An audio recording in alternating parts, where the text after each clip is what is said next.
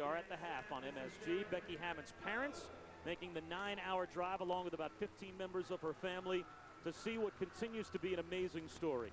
A practice player that came to camp simply to fill out the New York Liberty training camp roster, and all of the uncertainty ahead, now a captain. You get the phone call and you don't know if you're packing for 2 weeks or for 4 months. So I packed for 4 months. I was determined to come in and really just try to make it impossible for them to cut me. And I just came in, tried to be focused every day, tried to be tough, tried to keep my mouth shut to the veterans, and just earn my way and earn that respect. And every day I know, they're itching the trigger to cut me, and they just couldn't quite pull the trigger. So let me pull the trigger the next day in practice, and then, a couple of days, and they kept giving me that opportunity, and I just kept jumping on it, and here we are 8 years later.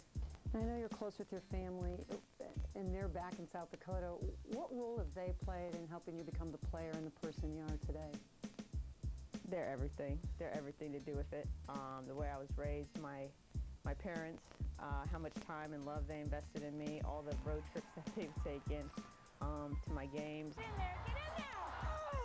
That support network, I don't really think you can put any kind of words into it. You can't put any kind of price tag on it. It's just, at the end of their lifetime, they're going to look back and see the kids that they raised and the grandchildren that they have, and just be very proud because, I definitely would not be here if it wasn't for them and the time they invested in me.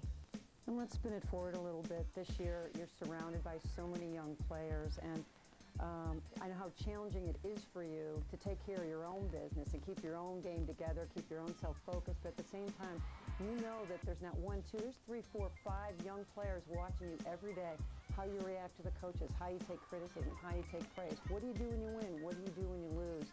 What's it like to have that whole extra burden sort of laid on top of you? Well, my plate is definitely full.